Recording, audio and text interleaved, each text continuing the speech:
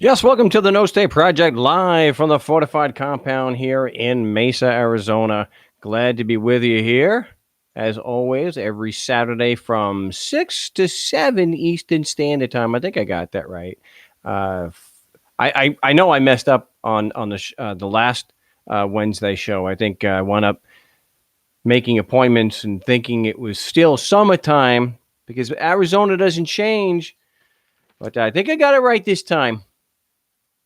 But welcome back. Got a lot of stuff to get to. I'm going to warn you in advance. I'm not going to be able to get to everything here. I'm glad that the computer's working really good. There's been no issues, and I had to reinstall Windows. I'm not gonna. There's a particular reason why one of my family has to have Windows, so I reinstalled the Windows. I tried booting from an installation disk to try to fix the boot problem. I lost everything. Everything. I mean, a lot was backed up, but anything recent is gone. Gone. But that's as long as the show goes, then we're good to go. So everybody, let me know how the audio is. Everything should be good. Everything should be really good there today. But I appreciate everyone continuing to support the show. Please, if you'd like to help support the show, it's definitely needed, definitely appreciated. You go to markstevens.net and also that there markstevens.cells.com. And if you're being attacked by a bureaucrat, you want to learn how to more effectively defend yourself, then Government Indicted has a whole model for this. And also, I have scripts and templates available and the support on the show. So not only instructions given and there's the full email support, but you're always able to call one of the two live broadcasts that we do if you've got questions, concerns, or, hey, you just think that what I'm offering is false and you've got evidence to show that it's, because dissent is welcome. But speaking about false, must get to some important business here. It's always a bad time when someone has followed patriot type Freeman sovereign citizen, or sovereign type of arguments. Because they generally tend to get you into worse trouble. And I fortunately had to speak to somebody this week and break some news. A lot of smoke is blown up people's rears, especially when there's money involved. That there are just things you have to say, and it'll get thrown out. Anybody who says you say this, it'll get tossed out. They're lying to you. Anyone who's been to court knows that these are just sometimes very substandard men and women that are acting as judges. There are a lot of variables there. You can have the best, most ironclad argument. It's based on facts, the law, it's fair to process all this, and you can still have it tossed out. I'm not talking about some of the recent ones. In the McGahn case that the courts ruled that he had to testify. I mean, these lawyers are knowingly arguing without a good argument. I do have to mention before I get into this, hopefully I got time for this, but we live to see the day that Trump even throws Rudy Giuliani under the bus. The next thing you know, he's going to, I barely know the guy. He was a covfefe guy. I don't even know who the hell is Rudy. Actually saying on Bill O'Reilly's podcast, he did not direct Giuliani to do what he was doing in Ukraine. Rudy's got other clients. Oh, it doesn't matter that the memo that he thinks is a transcript is very explicit about working with Rudy Giuliani and all the testimony. So I'd like to see if he's going to throw someone like Jared Kushner under the bus. I mean, what is the extent that this honest criminal will go to try to distance himself? Because another one of his longtime advisors, Roger Stone, convicted on multiple felonies. I barely knew the guy. Fairly new to guys. So Nelson's saying you should petition your hard drive so the only operating system is on the C drive and what you want to save on other petitions. I do have it petitioned. I don't think I go from a C drive to a D, but you definitely, to have the operating system side by side, you have to petition the hard drive. So maybe what you're saying is a little bit different, so I'll have to get with you after the show. But here, I'll get back to the impeachment stuff if we have time. And also remember, Epstein, still no indictments in the Epstein. From what I understand, no real news on that. But we'll discuss that. We don't want the story to die. But someone tells you, hey, file this motion and say these words if you got to go to court, they're probably lying to you. You get it kicked out. No. And if someone is telling you, I haven't heard this in a long time. If someone is telling you that they're a common law lawyer, they probably have no idea what they're talking about. These are some of the last people you want to take, suggestions from as far as how to defend yourself against these charges. Whether it's traffic or taxes, drugs. Someone who styles himself as a common law lawyer probably should just smile and walk away. Make sure your wallet is firmly, because this is somebody who's going to make your life. No, it's not Orange Man bad, but we do need to talk about these things there, J-Bag. It's a big question. We've already seen Roger Stone, very high, profile political guy. He's going to prison. So, it's really odd for these people to actually be held accountable to any degree. So to have 6 very close Trump associates, Orange Man bad, but six of his close associates are convicted felons now. That is almost unheard of.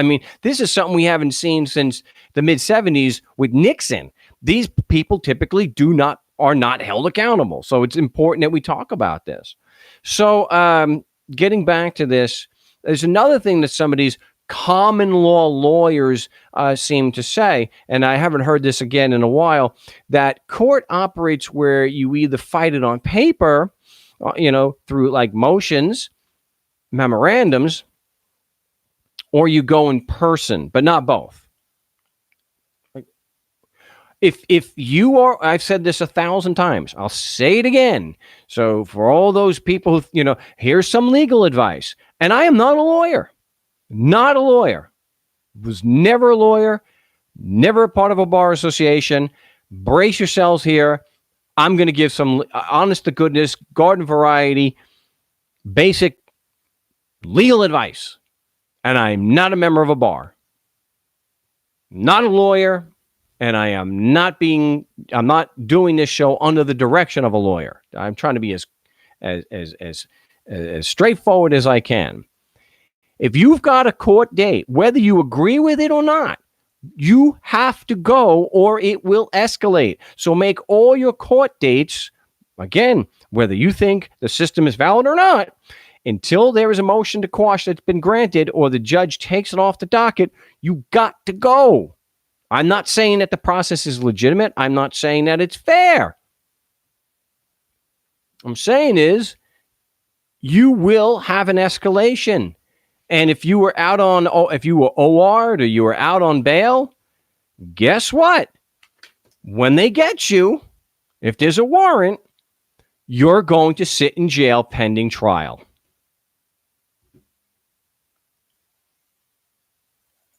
It's just disheartening that there are still these people out there, as bad as lawyers are, as dishonest as they can be, like White House counsel, what the DOJ has done here by arguing that the Orange Man has absolute immunity and that his aides and that his lawyers are like alter egos. Absolute immunity from any oversight whatsoever. As bad as that is, or the Twinkie defense, As bad as these things are, these so-called common law lawyers are worse. Don't go. Just file your motion. Don't go. So if you're encountering someone like that, you've got to ask questions. No, wait a minute. What do I do if they issue a warrant? Isn't that likely? I may not be a Harvard law graduate, but I don't think you need to be to know what happens if you skip a court date when it's criminal. Civil, not a big deal. They're just going to rule and give you a default judgment. For criminal, if you're in California, for example, they're going to add a failure to appear charge. You're going to have a separate charge. So you can have just a simple, low-level traffic offense, and then you don't show up. There's a warrant for your arrest, and now you've got an added charge. Ask questions. If you look at my call of shames, if you listen to them, you can see very high-level politicians and bureaucrats where their arguments completely fall flat just by asking some questions. Just like with the Tempe municipal, the city council in Tempe, Arizona. Asking for the evidence, and of course they didn't have any, so Colby Granville shouts out, "We have jurisdiction because we said so." That's what you get. And using the Socratic method is not limited to just going to court. It's not just because we're trying to expose con men called government. It's for anybody. Call and ask me questions. I've got no problem with that. 218. I should give that out. 218-632. Maybe so, and somebody else put it in the chat, the comments. 218-632-9399. 218-632-9399. The passcode is 2020 with the pound sign. And you can also get me on Skype at Frank Rizzo 3. That's Frank Rizzo with the number 3. But instant message me first, please. Thank you, Debo. All right. And we've got Drake there also doing that. Appreciate that. And so that's the legal advice. But always make your court dates. You have to ask questions, and when someone's making a certain claim, and so when I do a consult with somebody that has been the victim of these guys, or somebody they're saying about the old name in all caps, and I don't want to I don't want to tell them that I overstand or I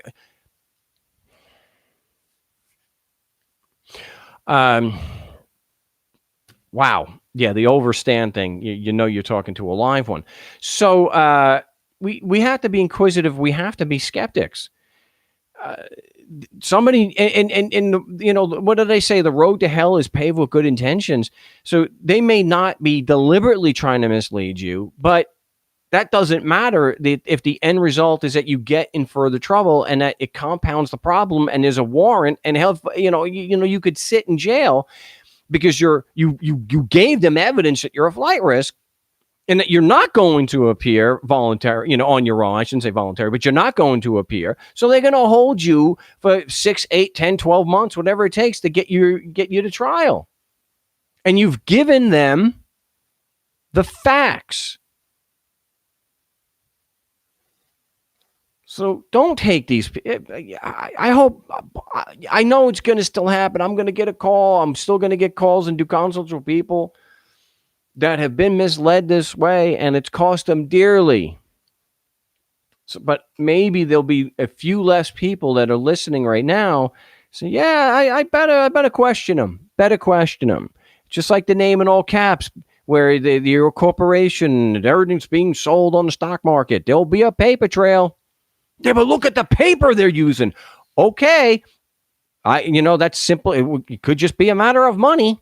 It costs less. They have the pay. They've already got all these things. It could all be able. Occam's razor, the simplest explanation tends, with the least amount of assumptions. Yeah, tends to be accurate. So Marc is challenging jurisdiction, a form of political philosophy. Oh, you've got to be kidding me. jurisdiction's a legal and constitutional issue. And when somebody makes a legal claim that the laws apply and give them jurisdiction over you, that is not a philosophical claim. How many times do I got to explain that? We're talking about attacking legal claims that police officers and prosecutors, and maybe judges and tax agents that they're making. When they say the laws apply and you violated them, that is a legal conclusion. It's not philosophy.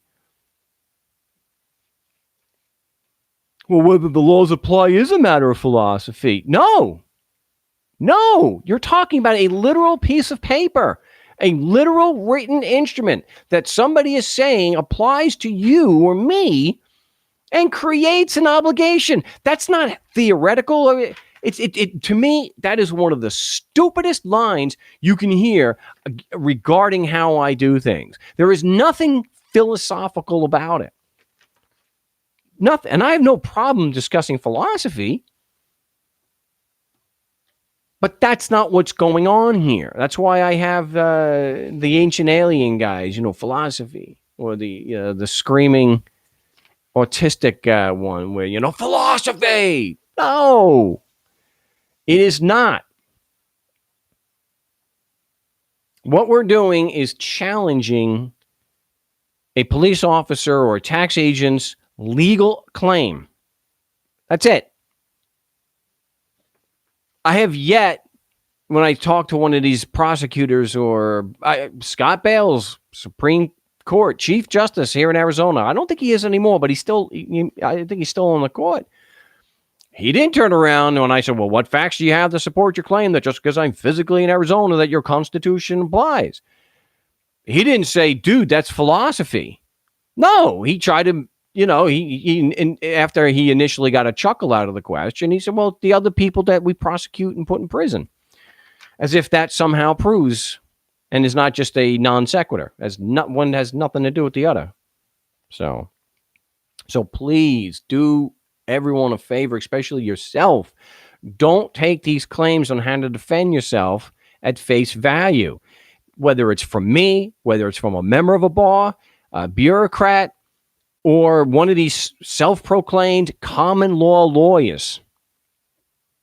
If somebody's not a member of the bar, they have no business calling themselves a lawyer. There's all sorts of legal implications there that but these guys, they say they're common law lawyers so that people think that they're educated in the laws and the legal process, and they're not. Somebody actually trying to convince somebody that you can file a successful habeas corpus petition when you're not in physical custody. This guy, did he practice law in 1840?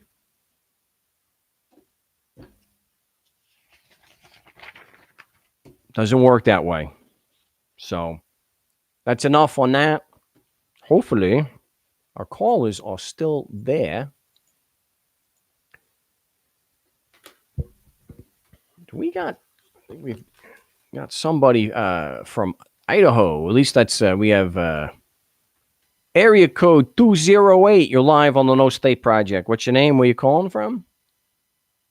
This is Thomas from Idaho. Tom in Idaho. Thomas, what can I do for you today? All right. I am the person that messaged you about I just got back from my arraignment. Did you get that message? I did. So let us know. How did it go?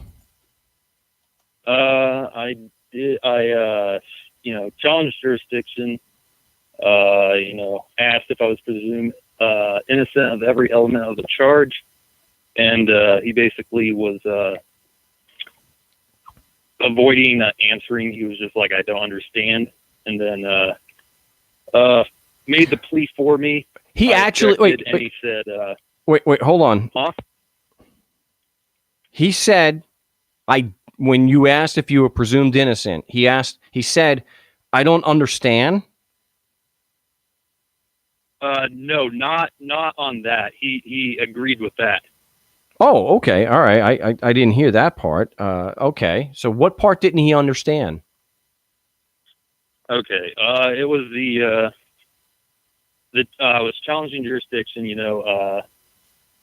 was the statement of on the motion to dismiss, where I was like, "Do you have any facts and evidence that the Constitution and laws apply to me because I'm in the plaintiff state?" That's just paraphrasing. And then he said he didn't understand that. I told him, "Do I need to restate it?" And I did restate it. And then I handed him the unsigned plea before all of this, and he was going to. He said it sounded like I'm pleading not guilty. I asked him, "Isn't there only two cases where you can enter a plea over the defendant's objection?" And that's if you can't ascertain or am I refusing. And I told him that. He said he didn't understand. So, yeah. Wow. Well, did he straight out say he was going to plead not guilty for you? He said he's going to plead not guilty, and he did. And I objected at that point, and he said, I don't care about your objection. I don't care about your. Okay, well, he can either. He doesn't have to. He has to care enough. I think due process requires, if it's going to be fair, he has to care enough to either sustain or overrule it. Though, so did he just overrule the objection? He didn't specifically say overrule. He just said, "I'm, entering you into a plea of not guilty," and I objected at that point, and that's when he said he doesn't care. So I don't know if he overruled it exactly. I objected at that point. Did you ever phrase it as the prosecution submitted sufficient facts to prove subject matter and personal jurisdiction? Yes, the exact phrase I have here that I stated was,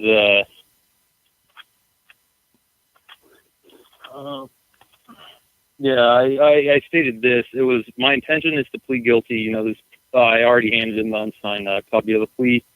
Has the prosecutor presented any evidence to prove the Constitution and laws of the plaintiff state actually apply to me and that there is jurisdiction over me? I stated that 2 times because he didn't understand. I said, "Do I need to restate it again?" And I restated it again. And he kept saying he didn't understand, so he's just avoiding the question. All right. Well, when I think in a situation like that, when he says he doesn't understand, you have to walk it back a little bit and baby step it, and you have to ask a clarifying question to see what the hell is going through his head as far as what jurisdiction is and what it's based on. Did you go straight in? Did you go straight into the questions, straight into the unsigned plea of guilty, or did you get some discussion first on the motion to dismiss? Because that's typically the way it should go. If he's going to run over you on the motion to dismiss and insist on a plea, then we use the unsigned plea of guilty. But we shouldn't just start off with the unsigned plea of guilty. No, I don't believe I did. It was I did ask at the beginning if he received the motion to dismiss and Brady and discovery, and he said he saw him. And then that's when he was asking, when do I have a plea? He kept it moving along really fast. I was pretty thrown off guard, but no, I did ask about the Brady discovery, all that. Okay. And he said he saw it. I don't know, but and that was also when the recording clerk came up, and it sounded like she said something like they were filed in error or something like that, and I can't seem to figure out if they were filed in error and if I need to refile them. I can't seem to figure that out. Are they supposed to send them back if they're filed in error? Yeah, or at least give you something from the judge or something from the clerk to say this is being rejected because of XYZ. Yeah, they didn't. They said nothing about that. He said he saw him. That's it, and moved the arraignment. Just kept moving at a fast pace, and I was pretty thrown off guard. but I think I objected to the jurisdiction. I objected to him trying to enter me into a plea, and I did mention the discovery and asked him about that. Okay. Well, the issue as far as him saying about regarding the motion that he's seen it is, well, are you taking a position on it? Has the prosecution submitted sufficient facts to overcome it? You got something for me? Yeah. Yeah. So get some, he'd have, look, let's address the actual issues that are raised. Now, he could just turn around and say legalistic gibberish. This is not, and just deny the whole thing, but let's address this, where he's trying to say he doesn't understand.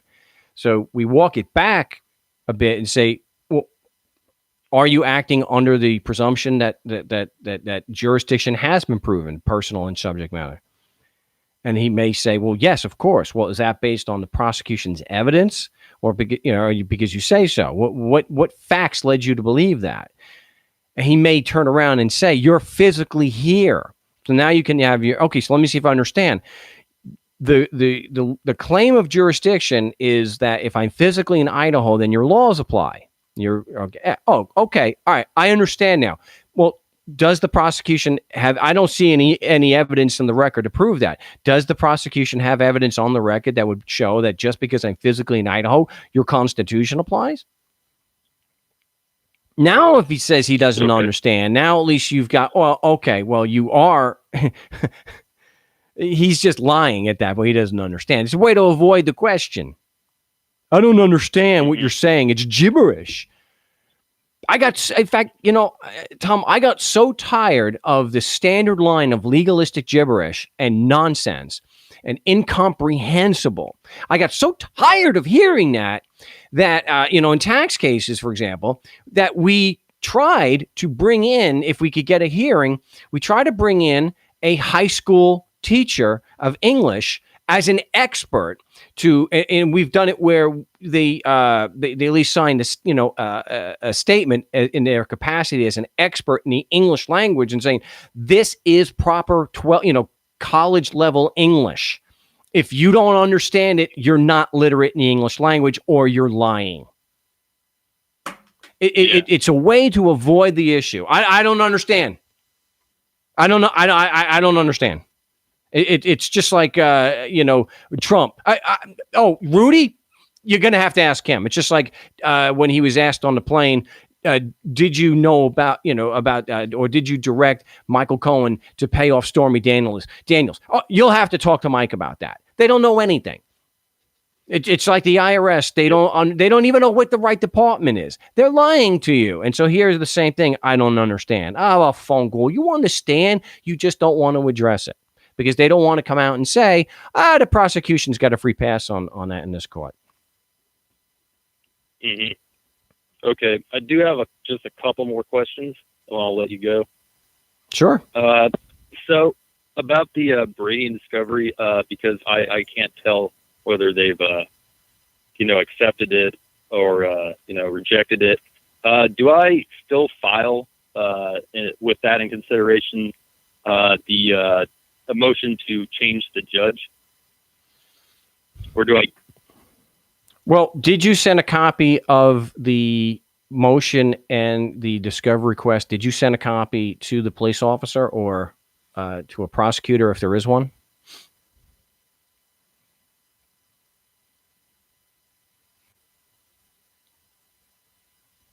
Tom?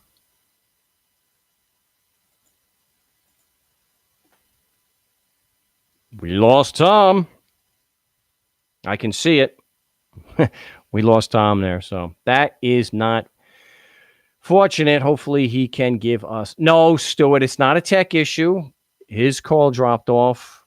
It's not that the audio is streaming and my equipment is screwed up. Although I don't fault anybody for making the assumption that it's my equipment. That would never be a point of contention. So if anything happens here, if the first assumption is, well, Marc's equipment's that is a legitimate assumption. That is some good inductive reasoning. So, all right. So what I'm gonna do is I'm gonna piss and moan like I'm gonna unmute. We have a Skype caller. I hate that it comes up that way, but I think we have a Skype caller. What's your name? Where are you calling from? Just shout it out if you are on the No State Project caller line. Hello, Yeah. What's your name? Where are you calling from?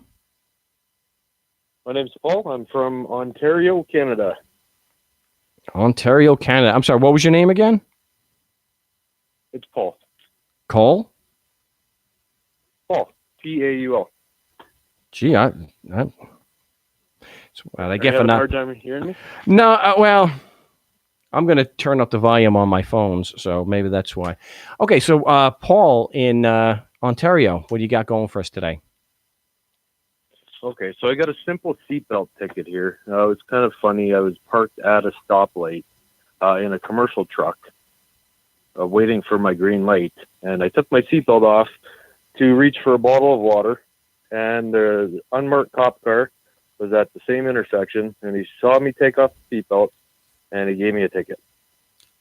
Unbelievable.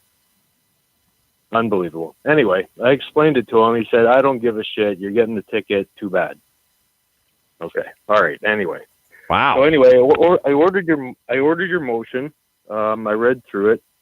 The only thing is that up here in Canada here, we have this thing called Provincial Offences Act, and it's supposed to be this quasi-criminal jurisdiction. Okay. And so this motion that I ordered from you, it has to do with civil procedure. Now, I've also read on the website and other places that civil procedures don't work in criminal courts. Well, the motion is written for Explain that to me a little bit? Yeah, well, the motion to dismiss, I wrote it for criminal and civil because a lot of times, like California, which is the biggest offender of this that I've seen, right after New York too, they don't like to tell you whether it's civil or criminal, so you have to go through the process of asking questions like, what is the burden of proof? And then they'll say either preponderance of evidence or beyond a reasonable doubt. And then you could say, why didn't you just tell me it was criminal if it's beyond a reasonable doubt? Well, you're not supposed to ask. Yeah. You're not supposed to ask questions. Anyway, so if for a fact that what they charge you with is quasi criminal. That's what they call this Provincial Offences Act. Okay. And it's a subdivision of the criminal code put into kind of like a lesser, they call it not true crimes. They're offenses. They're not crimes. You didn't do anything wrong. They're just offenses to the state. Okay. Well, ridiculous because it's a body politic, right? Well, you're talking about a simple code violation. If you ask them, they probably will tell you that the burden of proof is beyond a reasonable doubt because it's quasi-criminal. Well, I got this pamphlet from the court, and it kind of goes through the process of this Provincial Offences Act, and it says the burden of proof is split into three different avenues. It says there's absolute liability, which means if you basically got caught doing something, the fact that you were doing it is evidence enough. They don't have to prove anything. Okay, and then there's strict liability, right? Which means they don't have to prove mens rea, just the acta reus, right? Right. They don't have to show evil intent. Mens rea.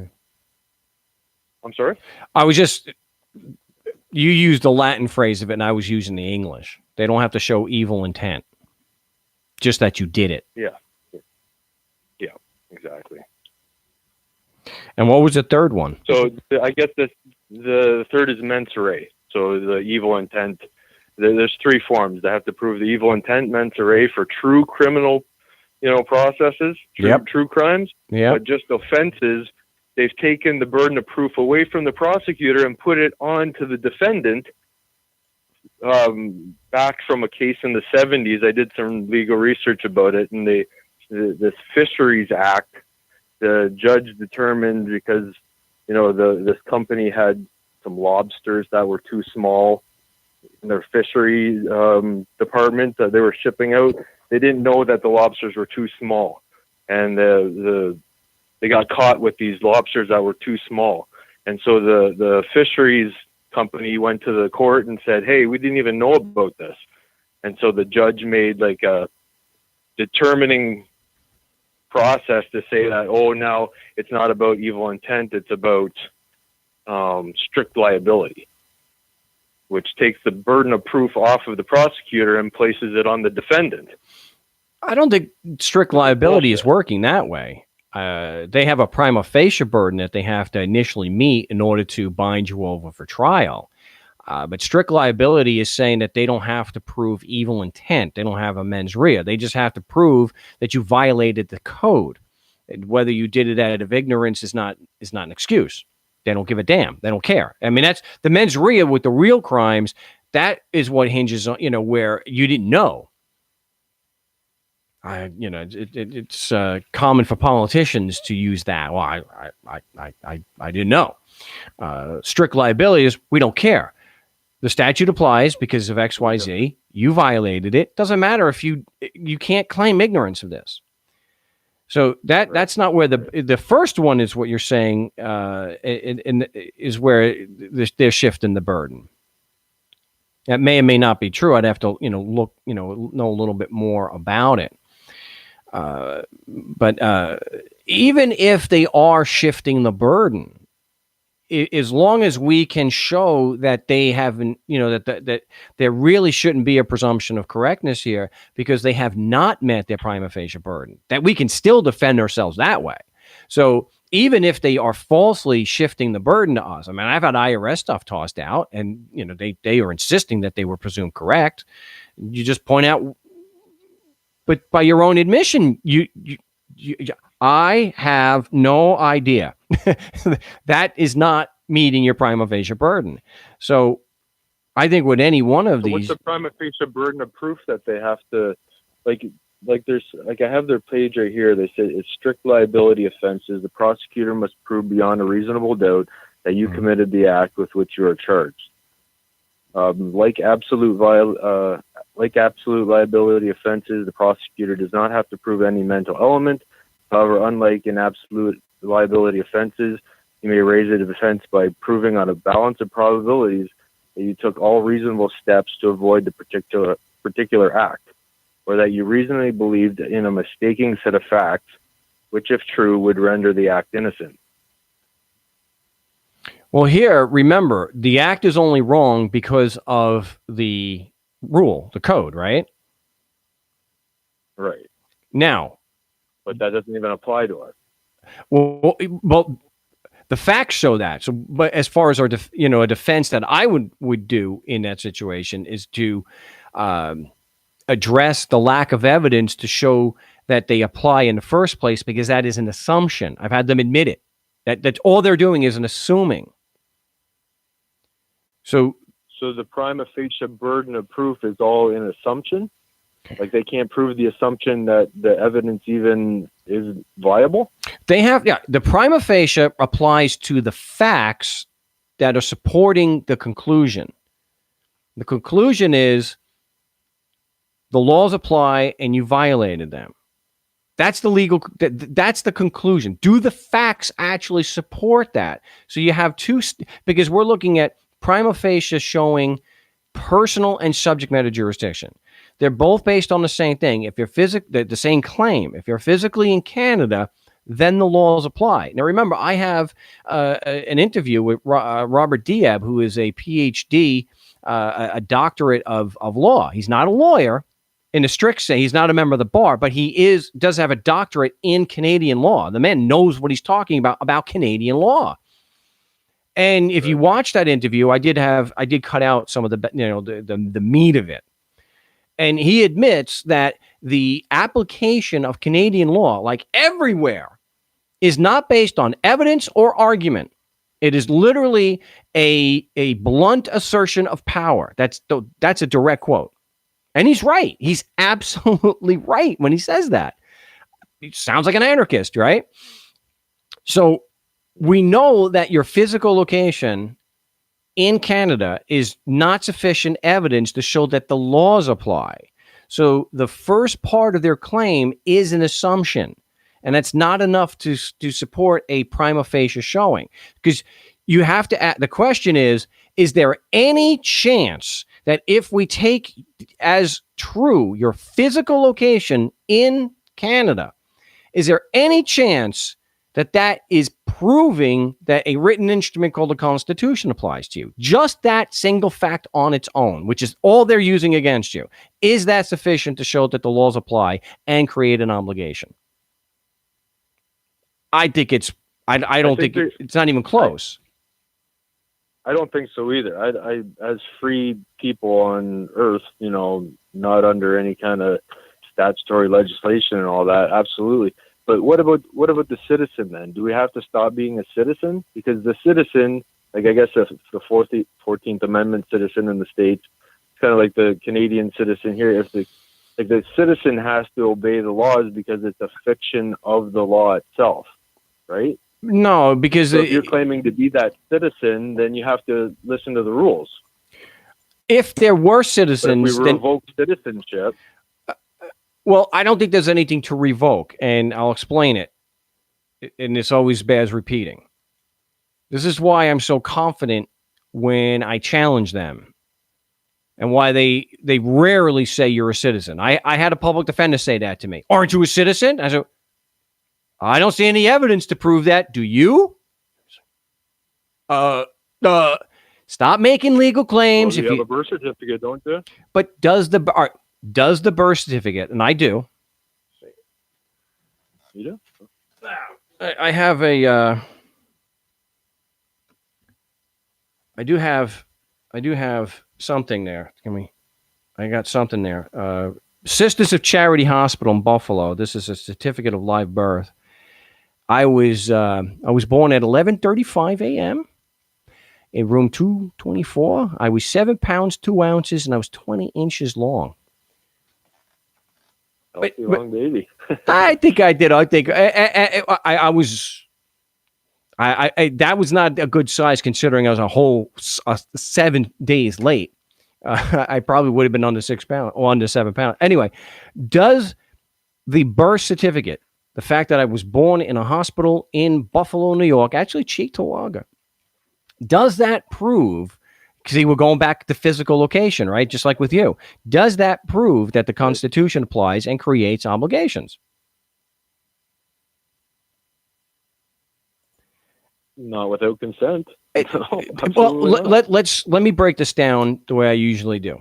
And this is the same in Canada and everywhere else, because no matter where you are, when they're claiming something like citizenship, now here in the United States, it follows the old the British model, and so does Canada, and obviously the UK does. A citizen is a member of the body politic, owing a duty of allegiance in return for a duty of protection. These are reciprocal obligations, one a consideration for the other. That's a direct quote, basically, from Laurier versus United States. That's one case. If you look in, and so some might scream and howl, that's dicta. That's the Supreme Court defining what the hell a citizen is that led to their decision. Their decision was based on that. And nobody will come out and say here, Paul, that, well, the Supreme Court, when they made that decision about what a citizen is dead wrong. No, they'll just try to say, well, you have to go by the law. Well, because that's dicta. Ay vey, these people. If you look in the Massachusetts Constitution, it lays out the same thing. So you go back to the old British common law, that it was alleged that if you were in the realm physically, then the king owed you a duty of protection. So, and in return for that protection from the crown, this psychopath, you had to follow the rules. Look, if you're going to be here and the king's protecting you, you got to follow the rule. All right.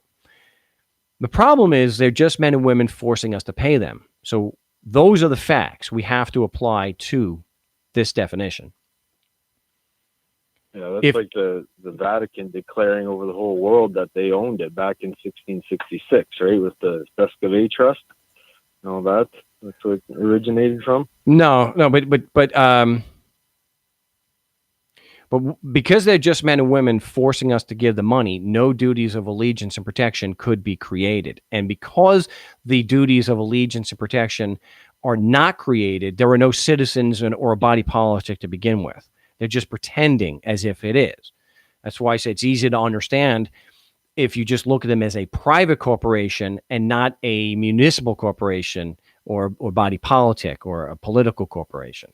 And it makes more sense. It's easy to get that, and that's why they're and that's why again that all collapses the notion that the prosecutor or the police officer is acting on behalf of a body politic, a political corporation. They're not. They're acting on behalf of other people that are forcing us to give them money. That's true.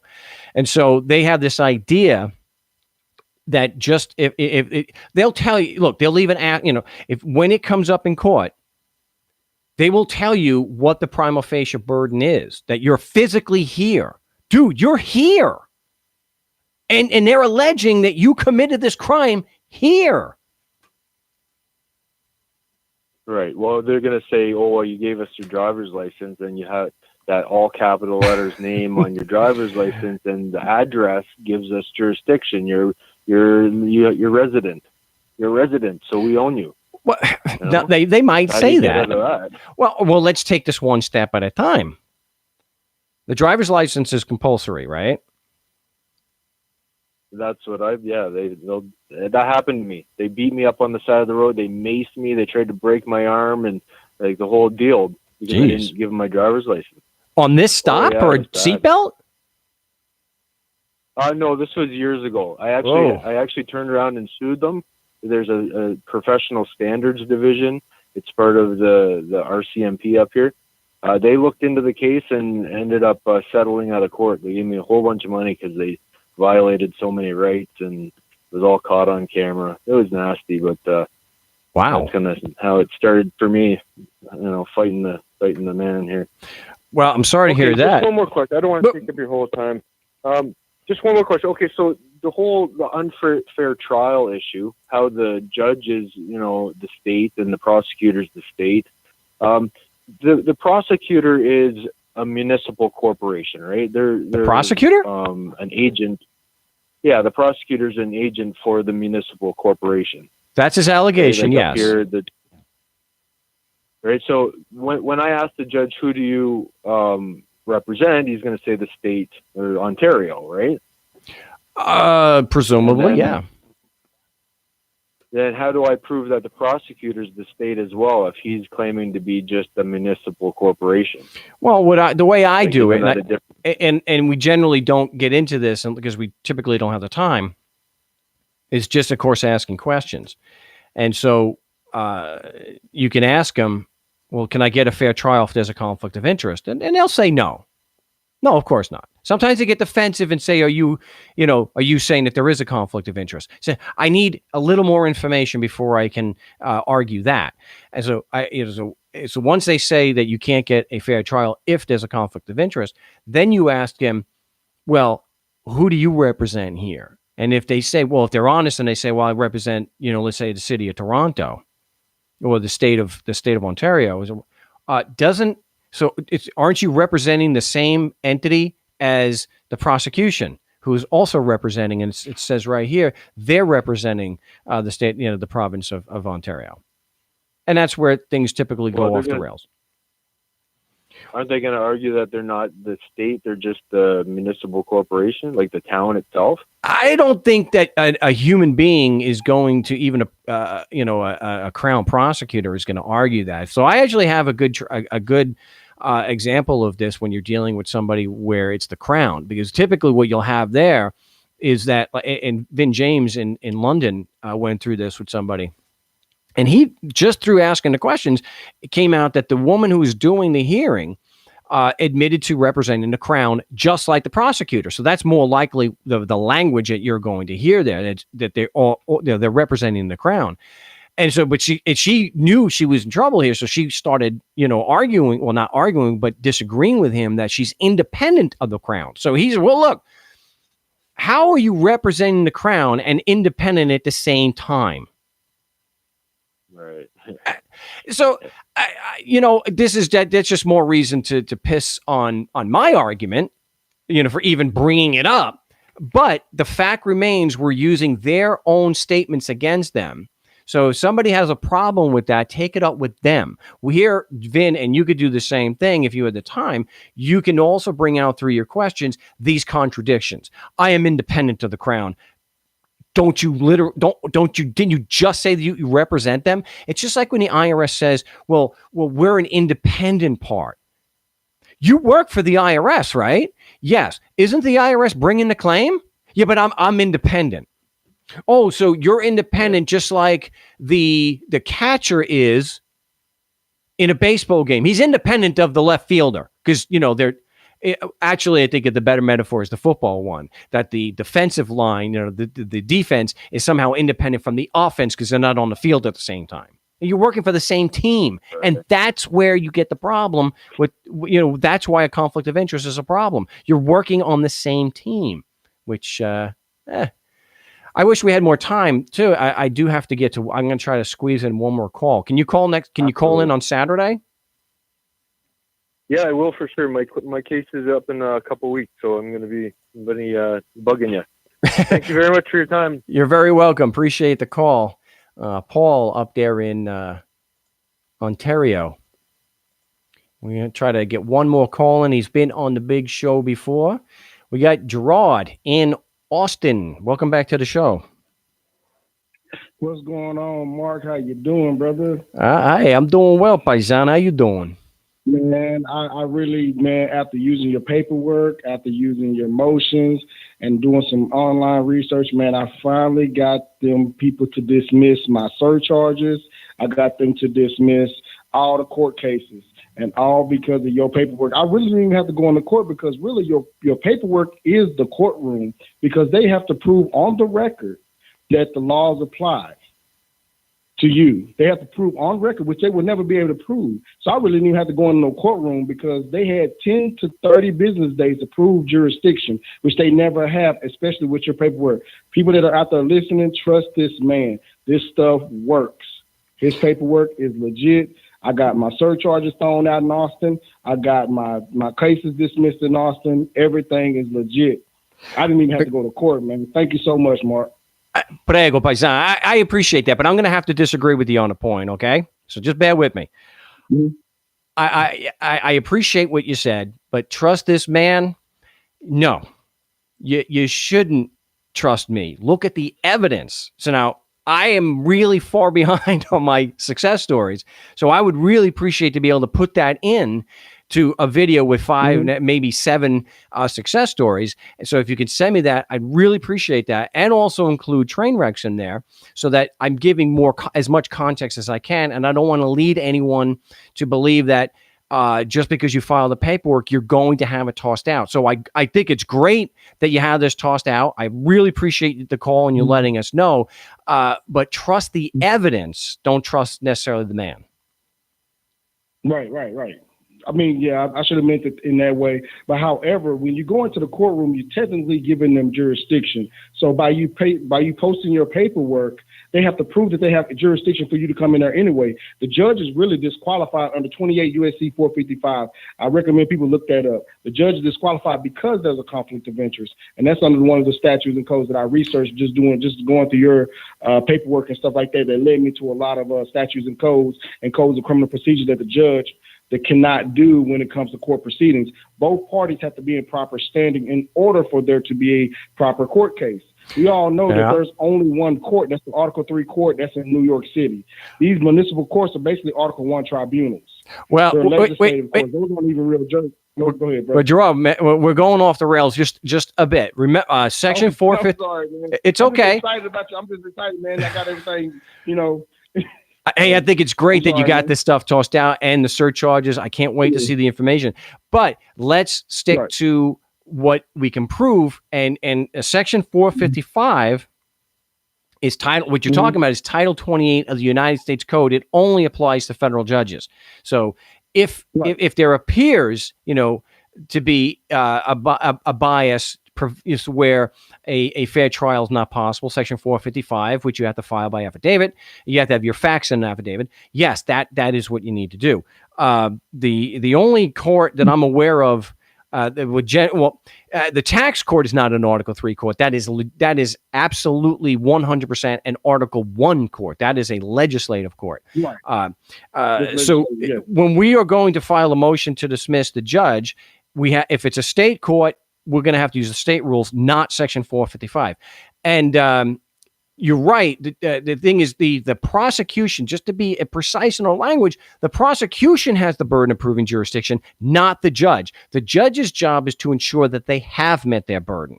But the judge doesn't have a burden of proving that. If he's going to assert jurisdiction, can only assert that jurisdiction based on what the prosecutor has presented. So that's why we always put it in those terms as the prosecution met their burden. Not because sometimes people will call the show and say they get into a headbutting contest that the judge didn't prove jurisdiction. No, what the judge is not doing is holding the prosecutor to their burden of proof. Exactly. Because they're on the same team. They are representing the state. That's what they'll tell you. So occasionally they'll come out and say, something, I represent nobody. Of course, my response to that is, whoa, you're running your own private court here. I'm glad you were, I'm glad you're not listening to these internet lawyers saying, and just snapping at me, judges don't answer questions, So occasionally we'll get that. And then they realize when you ask the follow-up questions, oh, I'm not here on my own. I'm not supposed to be here on my own. I mean, I'm not supposed to we're not supposed to say that publicly, right? Exactly, man. But like I said, man, your paperwork has helped me out a lot. Also with some friends of mine that are attorneys, they was like, yeah, there was no way they could defeat your paperwork. They said, actually, it's one guy named Earl Langland that's an attorney in Austin, Texas, and he looked at your paperwork. He said, man, he just looked at it like, oh man, here, take this shit back, man. I can't do nothing with it, because he knows that when you're dealing with these courts, these lower courts, they're basically corrupted courts. What delegates their authority? You know what I'm saying? So when you ask them what delegates their authority, they're going to basically say, okay, the judicial branch of government. Now, from what I was told, that okay, if this is a traffic court, we all know that the traffic statutes and codes come from the legislative branch of government. How is that judicial in nature? Oh, that's not you see, you got the three branches of government. You got the legislative, which creates the laws. You got the executive that executes. Yeah. So that's really not a good argument. What is a solid argument based on facts and logic is their claim is attacking their claim that if you're physically in Austin, then the laws apply and give them jurisdiction, subject matter, and personal. That is not based on any facts. So the argument that that's not factually sufficient, or that there's no facts, there is no overcoming that. And the best that Scott Bales could do over here, Gerard, the best this man could do, a Harvard law grad, where let's see him make fun of Scott Bales. He's just he's a never Trumper who, some stupid. The best he could do was to say that the evidence proving that the laws apply to me because I'm physically in Arizona with other people they prosecuted. Now, when I asked him in the rotunda exactly how he just laughed and walked away because it's just stupid. It's a nonsensical answer. But unfortunately, because he was the Chief Justice of the Arizona Supreme Court, I get that he was just being nice to the retarded kid in the room, and he just said that so that people didn't come down so hard on me. Well, let's not go with let's not really pile on the retarded kid, which I don't buy for a second. If he had evidence, he would have just presented it. And obviously, prosecuting other people has got nothing to do with why the laws may or may not apply to me. And I had an Austin PD officer slip up and says, "This is I did one of your tactics. I called into Austin PD and I was like, hey, are your vehicles considered emergency vehicles?" He said, "Yes, they are." I said, "When you pull people over, isn't it for an emergency?" He said, "Yeah, that's primarily what we do." I said, "So how's the traffic ticket an emergency?" He hung up in my face.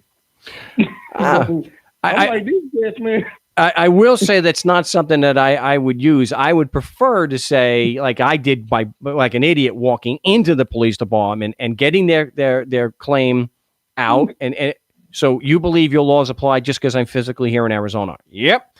Then asking, right. That's something that I would have. But that, not so much. That is one of those 90s holdovers that hopefully people are not. Well, at least you weren't doing it during a traffic stop. So I'm out of time here. Hey, I really appreciate it. So Gerard, can you get me the dismissal in writing this week?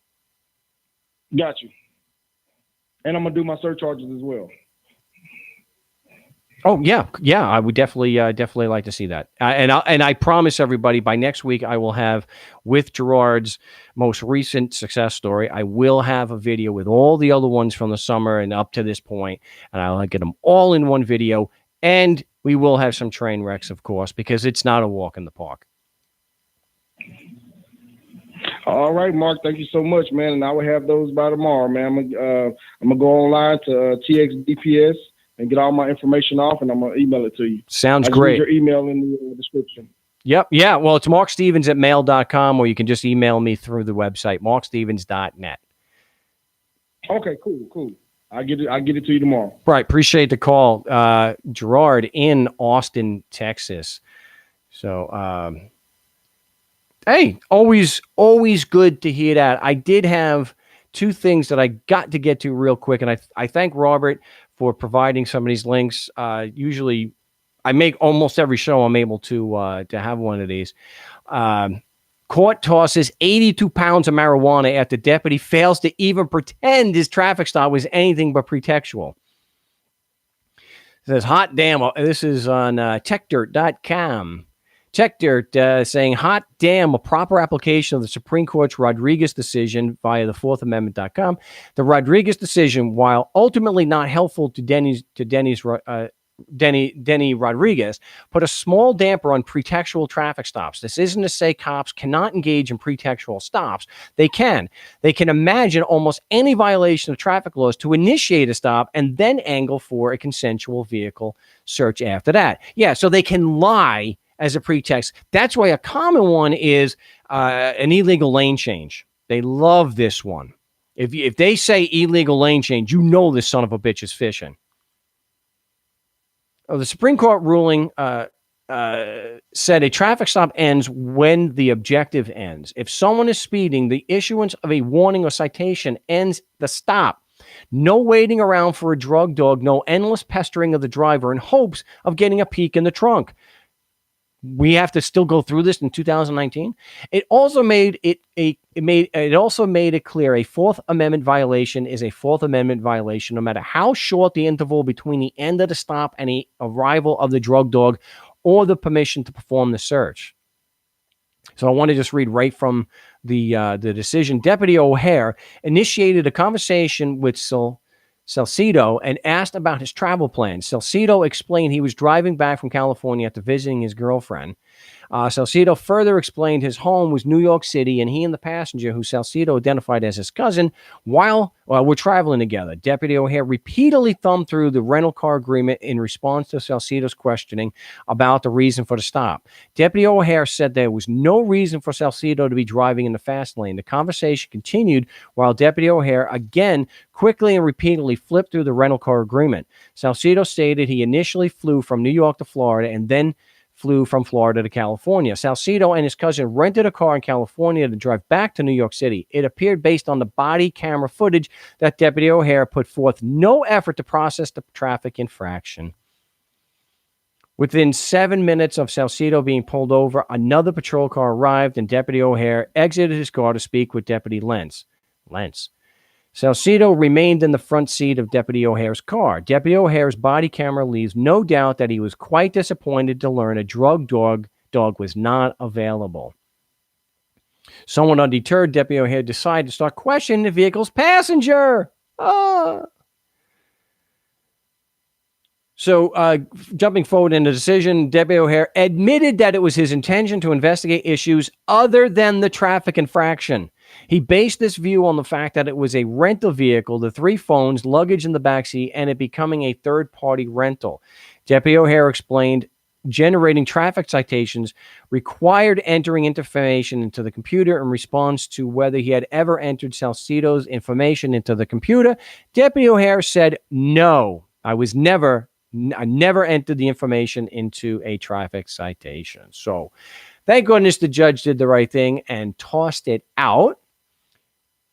And this other one, Oregon Supreme Court bans police officers from asking random questions during traffic stops. You think that would be a no-brainer. But I would, without getting into all the details of this particular one, I would just remind everyone that it doesn't matter what questions the police officer is asking, other than after you initially identify yourself, which you don't have to speak when you identify yourself. After that, the only thing you need to say is, I don't answer questions. On advice of counsel, I'm not answering questions. And then you keep your mouth shut until you're free to go. Don't answer the questions. End of discussion. That's the way it, is the best way to go about that. So, unfortunately, I'm out of time. It's one of those weeks, we got Thanksgiving tomorrow. And don't listen to this lying pretend president in Florida saying we can't say Thanksgiving anymore. Please. It's a war on Thanksgiving. No.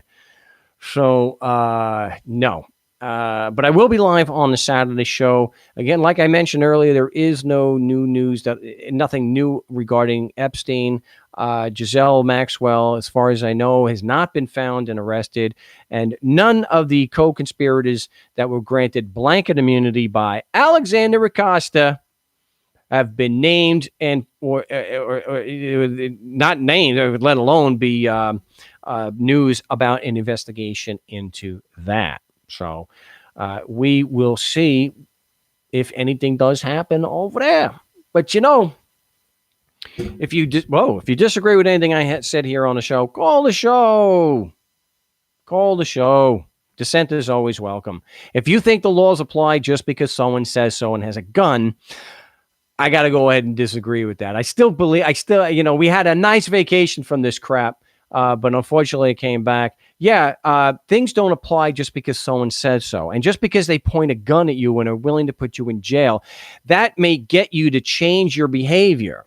Yeah, I said in Adventures in Legal, and they'll get you to believe, to act as if you believe. But just because someone is using a force continuum in a prison system to get you to believe or act as if you believe that the laws apply doesn't mean they do. Because it's not just that the laws apply, but they allegedly create obligations. So you got to address the actual argument, the full argument, not cherry pick out what you don't like. Just because a group of people create rules and say they apply and are willing to shoot you to get you to comply doesn't mean they actually do. And it certainly doesn't mean that they create magically these obligations. And it's the obligations that they are just as important as saying that they apply. Is that they actually create positive and negative obligations. Oy vey. Well, it's by force. Yeah, I know. And that force negates any argument that they apply and create obligations. So I'll address this last thing. When you make the argument in court, it is not a political argument. When the cop says the laws apply because you're physically in Arizona, it's not a political argument and it is not philosophical. It's a legal claim that they're bringing into a court. If it is a political question, if the laws apply, then the courts can't take political questions. They can only take legal or constitutional questions. They may not, under the separation of powers doctrine, they may not take political questions. So, anyway, if you disagree, call the show, present your evidence. But I hope everybody has a good time tomorrow and the rest of the week. I'll be live on Saturday. So if there is something that you disagree with, you can give me a call at 218-632-9399, and you can set my non-lawyer butt straight. Again, I appreciate everyone tuning in. And I will be live. If you want to help support the show, markstevens.cells.com and markstevens.net.